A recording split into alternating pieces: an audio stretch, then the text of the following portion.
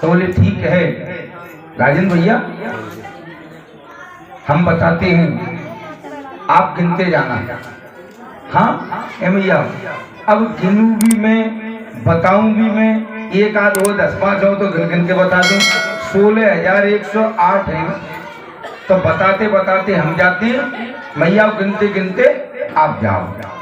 तो ध्यान से सुनना, मेरे गोविंद का दूसरा विवाह, मेरे कन्हैया का दूसरा विवाह भालू की बेटी के संग हुआ। कन्हैया के दूसरे ससुर जी हैं भालू जी, और जो वही भालू जी हैं जो सुंदरकांड में लिखा है ना, जामवंत के बचन सुहाए, जामवंत के बचन सुहाए, जामवंत के बचन सुहाए, जामवंत के। सत्यभामा जी रथ में बैठी हैं और वो जितने भी अस्त्रों का शस्त्रों का प्रयोग करता है दुष्ट भौमासुर, कन्हैया केवल अपना बचाव करते हैं और कुछ नहीं, केवल बचाव। तो लड़ते लड़ते जब बहुत समय व्यतीत हो गया तो मेरी मैया सत्यभामा जी बोली, केशव केशव आप लीला क्यों करते हैं, इसको मार क्यों नहीं देते। कन्हैया बोले, यही तो मैं चाहता हूं कि तुम कहो तो इसको मारूं। हाँ क्यों?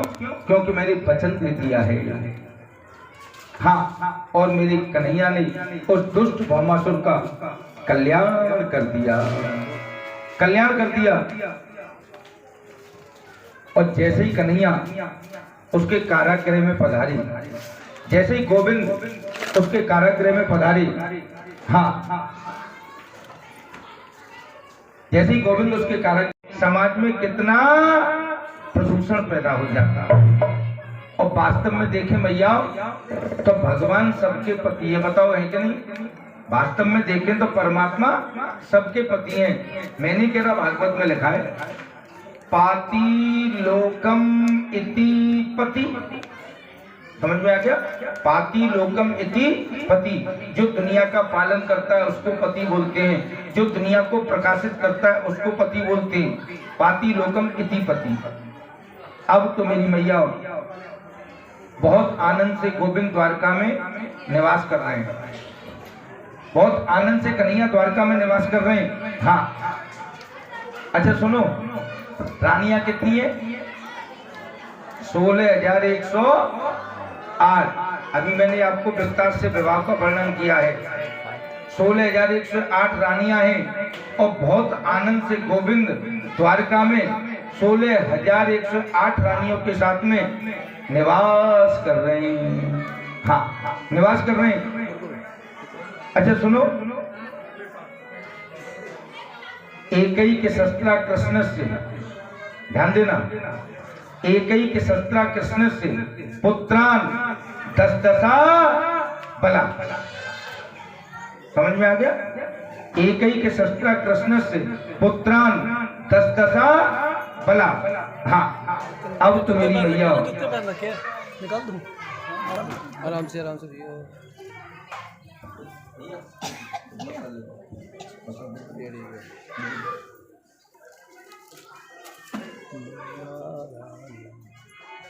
मेरे गोविंद द्वारका में निवास कर रहे हैं 16,108 रानियों के साथ में। अच्छा सुनो,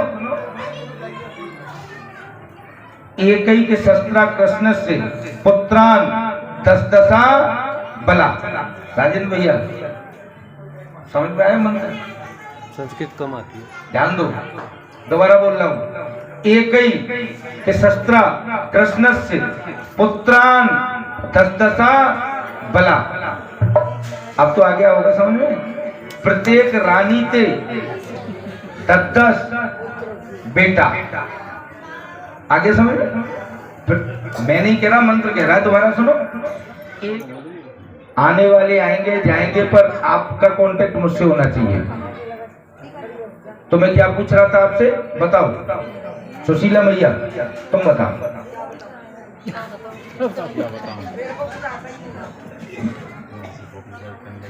परिवार में प्रेम कब होता है?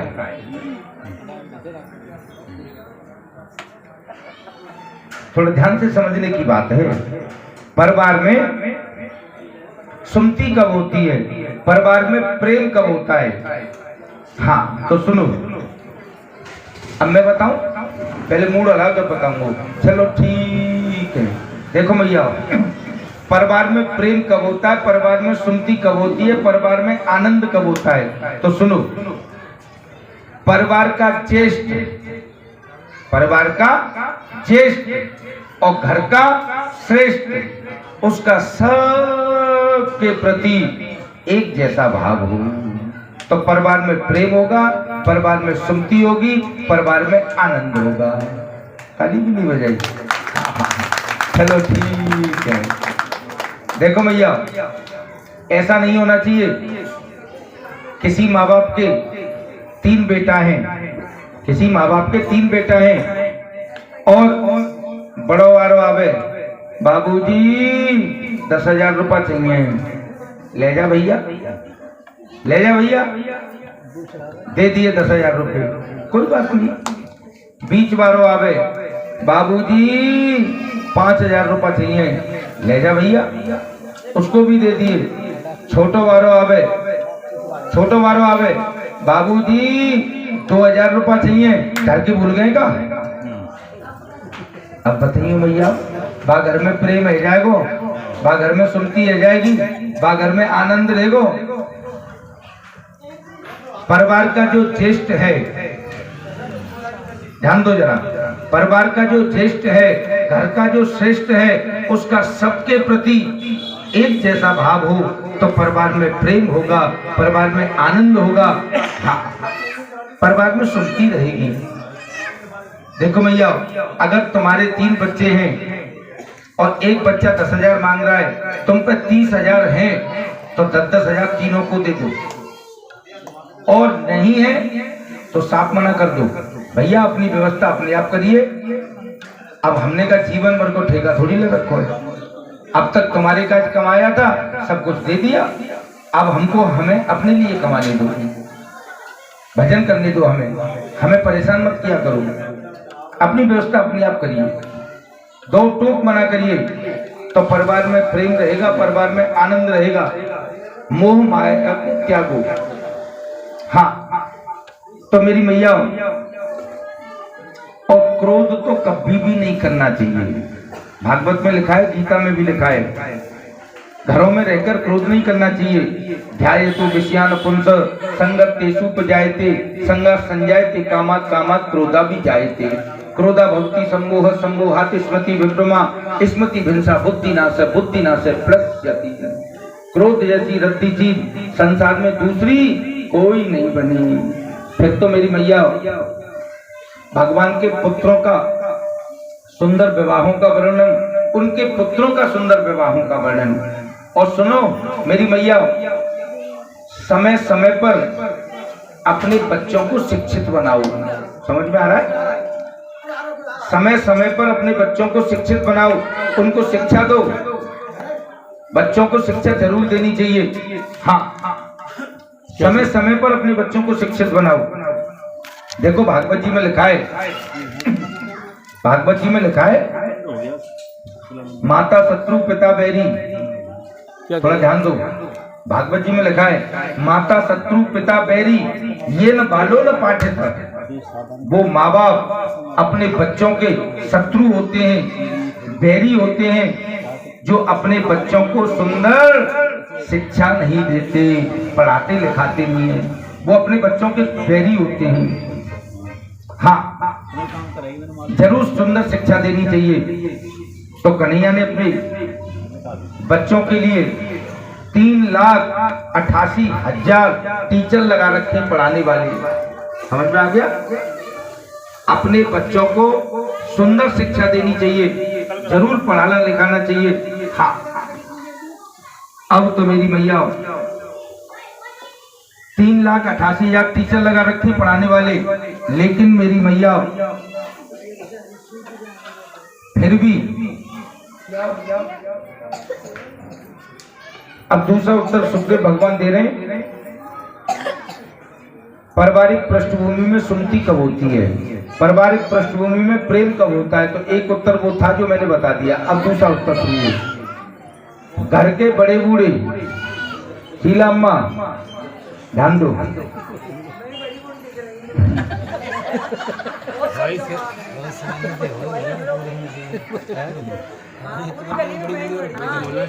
हमारी परीक्षित भी तो आती है मैम। हाँ, तो हम तो अपनी परीक्षित ही तो कह सकें। तो कहने का भाव है, समझने की बात है। तो मेरी मैया, पारिवारिक पृष्ठभूमि में सुमति कब होती है, प्रेम कब होता है, आनंद कब होता है? तो एक उत्तर वो दिया था, अब दूसरा उत्तर सुखदेव भगवान फिर दे रहे हैं। या तो भूल गए या जानबूझ के दूसरा दे रहे हैं। तो अब दूसरा उत्तर सुनिए। हाँ, तो शीला अम्मा दूसरा उत्तर है, घर के बड़े बूढ़े, घर के बुजुर्ग अपना दुराग्रह छोड़े। समझ में आ गई? घर के बड़े बूढ़े, पीछे वाली अम्मा सुभाष भैया की मम्मी ध्यान दे सुनियो। हाँ हाँ, घर के बड़े बूढ़े, घर के बुजुर्ग अपना दुराग्रह छोड़े। क्या मतलब? हमारी शीला अम्मा पूछ रही है, जो दोनों अम्मा पूछ रही है, अरे महाराज जी क्या मतलब दुराग्रह छोड़ने का? क्या मतलब? मतलब है मैया, मतलब है, मतलब ये है, बेटे की सर्विस है 10,000 रुपये महीने की। बेटे की सर्विस है 10,000 रुपये महीने की। हाँ, अब बाबूजी और माताजी कहते हैं हमको 4 धाम की यात्रा पे जाना है, करो व्यवस्था। अब तुम बताओ मैया, 10,000 रुपये कमाने वाला व्यक्ति परिवार का पालन पोषण करे, कमरे का किराया दे, कि बच्चों की पढ़ाई लिखाई की व्यवस्था देखे, हैं कि बाबूजी माताजी को 4 धाम की यात्रा कराए, बताओ आप। तो घर के बड़े बूढ़े ने चाहिए, बुजुर्गों को चाहिए, घर के बुजुर्गों को चाहिए बच्चों की पॉकेट देख करके ही बात किया करें। लेकिन बच्चों को भी चाहिए, ध्यान दो, लेकिन बच्चों को भी चाहिए अपनी सुविधा में कटौती करके भी बुजुर्गों की इच्छा की पूर्ति करें, पर इच्छा दोनों तरफ से ऐसी होनी चाहिए। तो घर में प्रेम होगा, घर में आनंद होगा, घर में वैमनस्यता कभी नहीं होगी। अच्छा प्यार से बोलो जरा, जय श्री कृष्ण। अच्छा मैया, संपत्ति प्रभुत्तम अविवेकिता एक ही कर्तव्यनर्थाय किम यत्र चतुष्टयम। नंबर 1 सुंदर रूप का होना। अब तो आगे समझ में कन्हैया बता रहे हैं अपने बच्चों को। नंबर 1 सुंदर रूप का होना, रूप। नंबर 2 यौवन, रूप यौवन संपत्ति। हाँ, तो मेरी मैया नंबर 2 युवा अवस्था का होना। नंबर 3 ज्यादा संपत्ति का प्राप्त हो जाना। नंबर 4 ऊंची गद्दी या समाज में प्रतिष्ठा पा जाना।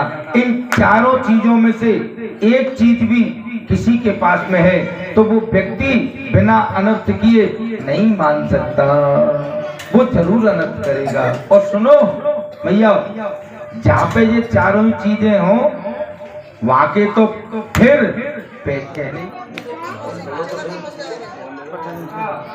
गुरु हरि, राजेंद्र भैया समझ में आ रहा है? माता पिता गुरु और हरि, इनकी वाणी को बिना विचार किए भी करोगे ना तो भी कल्याण है।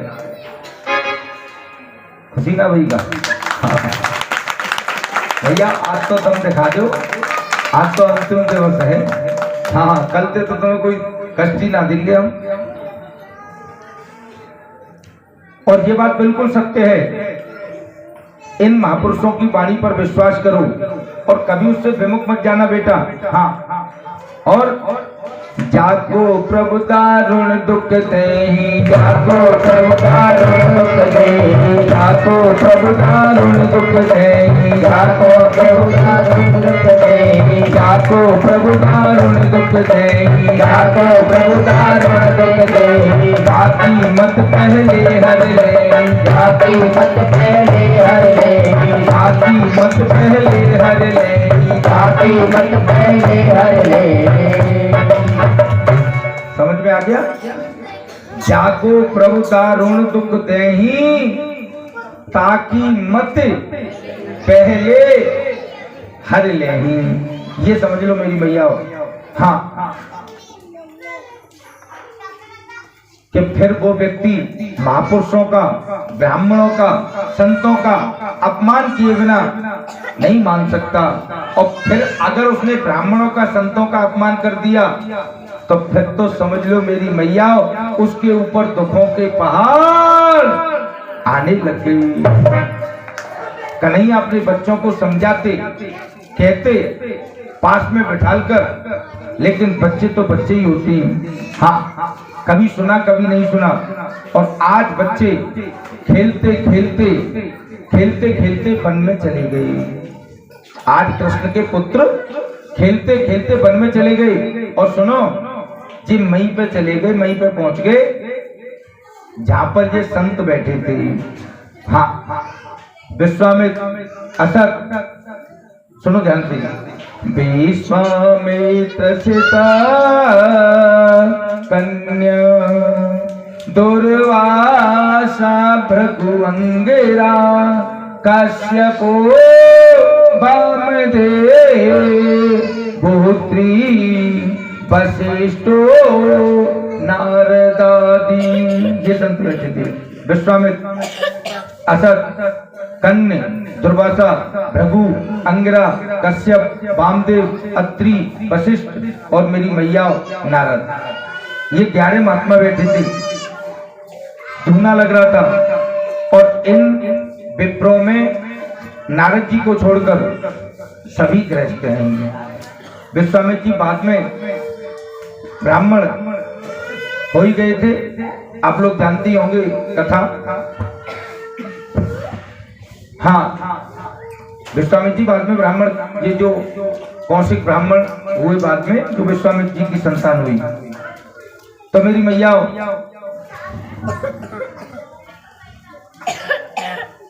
इन 11 महात्माओं में नारद जी को छोड़कर सभी गृहस्थ हैं, सभी ब्राह्मण हैं। और कन्हैया के जो राजकुमार पुत्र हैं, खेलते खेलते खेलते खेलते वहीं पर पहुंच गए जहां पर ये संत बैठे थे, ब्राह्मण बैठे थे। हाँ, अच्छा देखो भैया, कैसी मति बिगड़ती है। अब जरा ये देखो कैसी मति बिगड़ती है। हाँ, सुनो राजेंद्र भैया, ये जरूरी नहीं है भैया कि अब जरा कृष्ण के पुत्र तो वहीं पहुंच गए जंगल में जहां ये संत बैठे थे, महात्मा बैठे थे। अब जरा ये देखो कैसी मति बिगड़ती है, कैसी बुद्धि बिगड़ती है। अब जरा ये देखो। अच्छा एक बात और सुनो भैया, ये जरूरी नहीं है कि उच्च कुल में जन्म लेने वाले व्यक्ति के विचार भी उच्च होंगे, ये जरूरी नहीं है।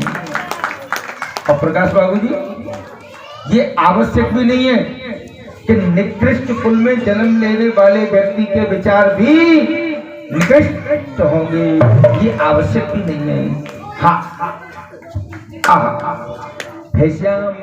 गैलरी की ज्यादा मात्रा होती है तो बहुत जल्दी सारे कार्य बन जाते हैं। तो ये गैलरी दान बोलते हैं इसको शास्त्र में, जो छोटा दान होता है। इसकी बहुत आवश्यकता भी रहती है, लेकिन मेरी मैया इसके साथ साथ थोड़ी बड़ी व्यवस्था भी रहती है। तो आप लोग जैसा भी मन की इन महात्मन की परीक्षा लेके देखें, जो पिताजी कहते हैं वो सही बात है कि नहीं। तो मैया भगवान की दूसरे नंबर की भार्या का नाम क्या है जरा बताओ। मैंने अभी थोड़ी देर पहले जब कथा शुरू करी थी तो 16,108 विवाहों का वर्णन बताया था, उसमें अष्टपटरानियों के नाम बताए थे। हैं? सत्यभामा और कोई मैया जरा रेणु बहन, सुभाष भैया, हमारी रेणु बहन ने बड़ा सुंदर जवाब दिया है हाँ कि जाम्बवती सत्यभामा तो अम्मा तीसरी थी। हाँ जरा रेनू बहन के लिए जोरदार ताली बजा के स्वागत। हाँ एक बात और कह दूं, एम्मा कह दूं तो तू पास हो गया। हाँ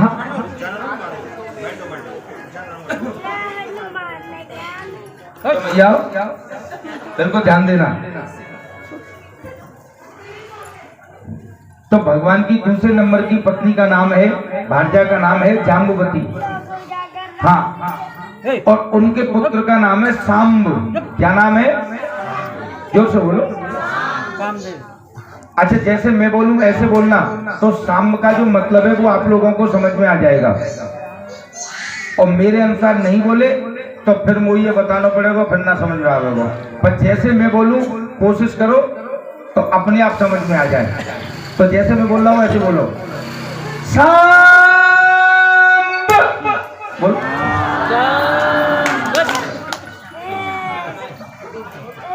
कछु मैया पता क्या कह रही है? महाराज सांप। हाँ अरे सांप ना है, सांप। अब बोलो आगे समझ में नहीं आया? अच्छा मैं ही बताऊं फिर और ज्यादा लेट होंगे। हाँ हाँ अगर मैं 10 बार करवा दो तो आगे टाइम ही खराब होगा। चलो मैं ही बता दे रहा हूँ। वैसे एकांत में आप करोगे ना तो ऑटोमेटिक समझ में आ जाएगा सांब का मतलब क्या है। पर करना पड़ेगा नहीं, जोर से जोर लगाना पड़ेगा। हाँ चलो मैं बता दे रहा हूँ। अब कोई बोलना हो तब मैं बोल रहा हूँ। सांब शंकर सहित अम्ब। सांब अब तो आगे समझ। शंकर सहित अम्ब। माताजी और पिताजी दोनों ने सांब के रूप में अवतार धारण किया है। माताजी और पिताजी दोनों ने। अच्छा सुनो, जहां माताजी होंगी वहां सुंदरता तो अपने आप आ जाती है। बताओ आती है कि नहीं? जहां माताजी होंगी तो कृष्ण के बच्चों में ये सांब सबसे ज्यादा सुंदर है, क्योंकि माताजी पिताजी दोनों ने अवतार धारण किया है। तो कृष्ण के बच्चे बोले, महात्मा ब्राह्मण कि पिताजी बड़ी तारीफ करते हैं, चलो इनकी परीक्षा लेकर के देखते हैं। तो जो सांब था सबसे ज्यादा सुंदर बच्चा था कृष्ण के बच्चों में। तो सांब को जनानी साड़ी पहना दी। क्या पहना दिया? जनानी साड़ी। और सुनो, पेट पर कपड़े का इतना मोटा पोटला बांध दिया पेट पर।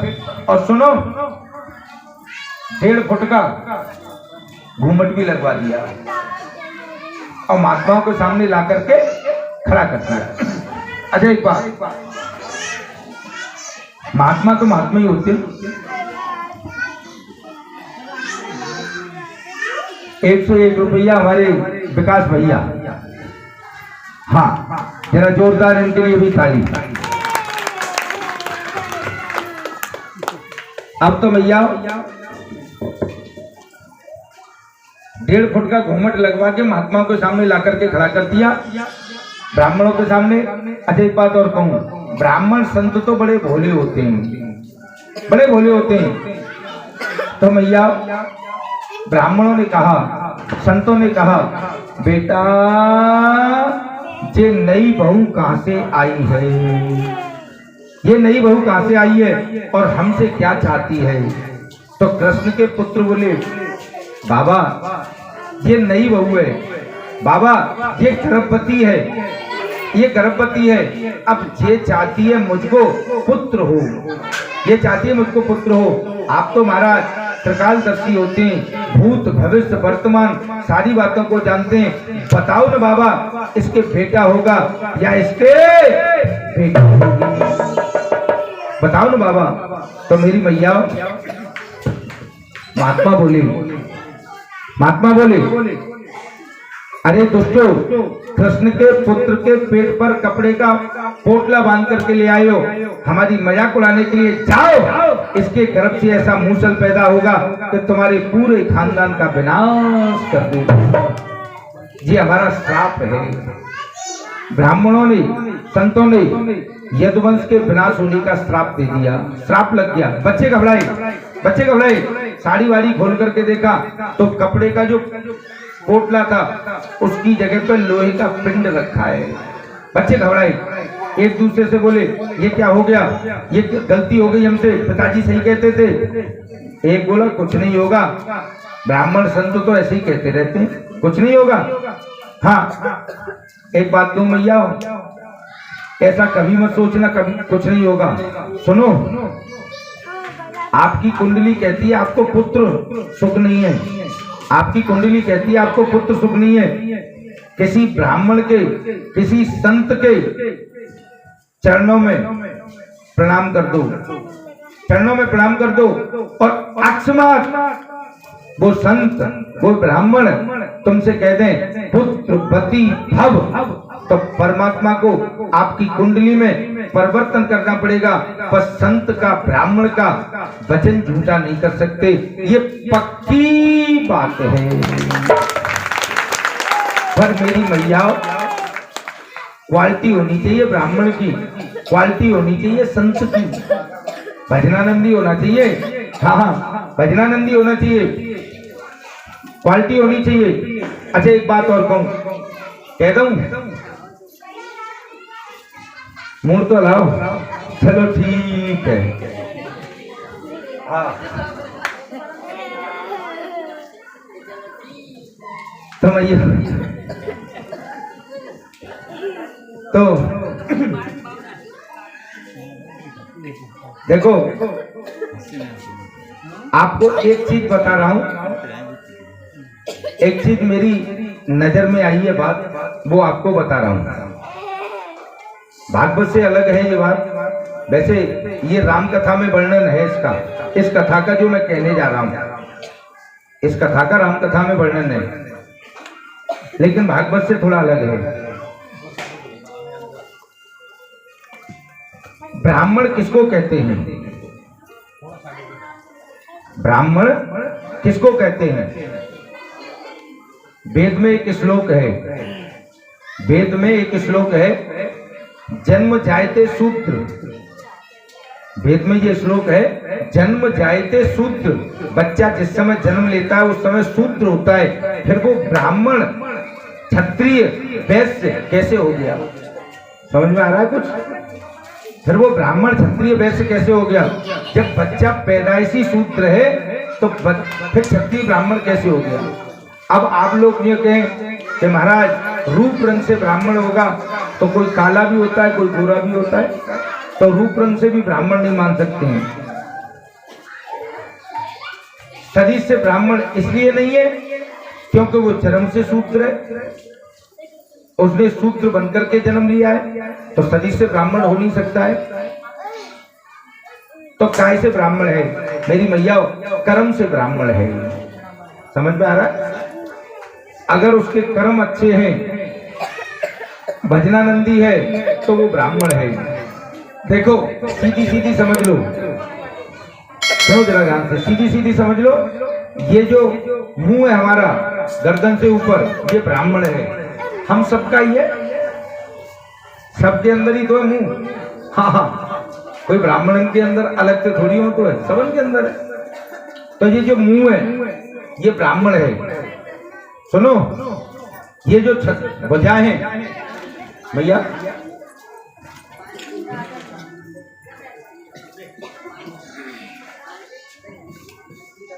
पुष्पा मैया, ओ पुष्पा मैया, इधर बैठो अभी शांति से।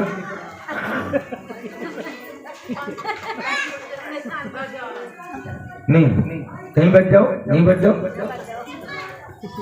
आज की कथा में बिल्कुल नहीं उठना, नहीं 5 मिनट में कथा की आरती करा दूंगा। हाँ हाँ, जोर जबरदस्ती थोड़ी है तुम्हारी मुंह पे, कोई मैं 5 लाख ले रहा हूँ तुम पर दे। हाँ हाँ, तो आप शांति से आनंद से सुनोगे, मैं मुझे कहने में बड़ा आनंद आएगा। बिल्कुल शांति बनाओ। अब तो मेरी भैया इसको ब्राह्मण कहते हैं। ये गर्दन से ऊपर का जो मुंह का हिस्सा है ये ब्राह्मण है, ये जो भुजाएं हैं ये क्षत्रिय हैं, ये जो पेट है ये वैश्य है, और कमर से नीचे का जो हिस्सा है वो शूद्र है। ताली भी नहीं बजाई। हर व्यक्ति के अंदर मौजूद है, और मैंने बताई दिया आपको, जन्म से तो हर बच्चा शूद्र है।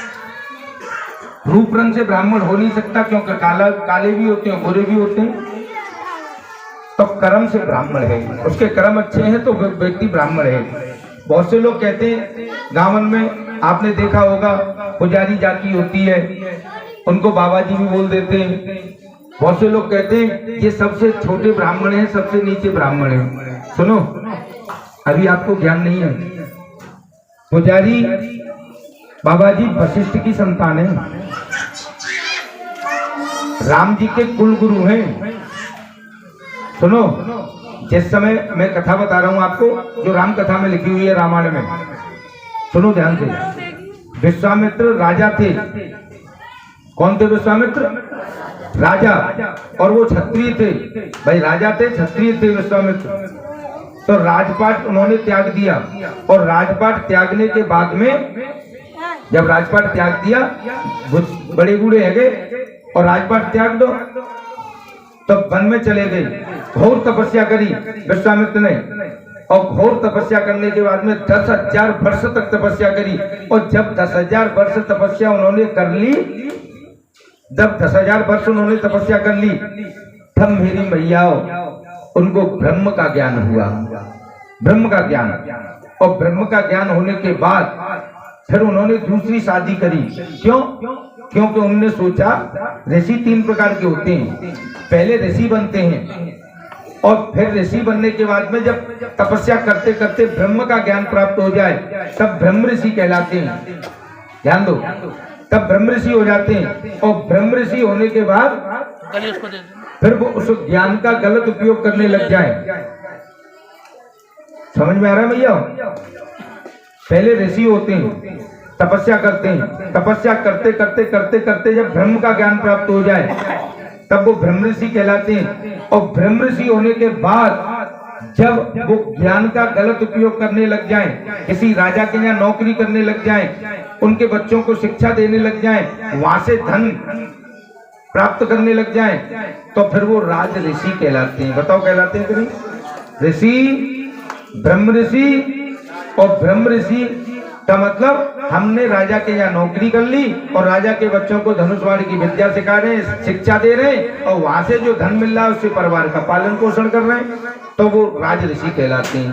तो विश्वामित्र पहले तो राजा थे, क्षत्रिय थे, और फिर जब वो वन में चले गए राजपाट त्याग के, तो वो ऋषि बन गए।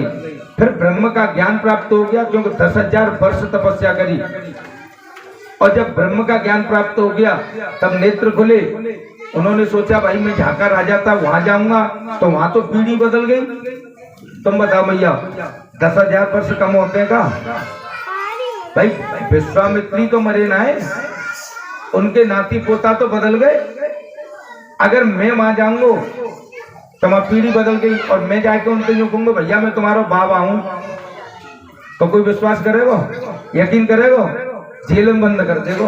हाँ, तो वहां में जा नहीं सकता, क्योंकि वो पता है कहा कहेंगे हमारे बाबा कब के पधार गए, कब के हम उनने किनका डारवे लग रहे, भजन कहते आके हमारा बाबा बनना है, तो वहां में जा नहीं सकता।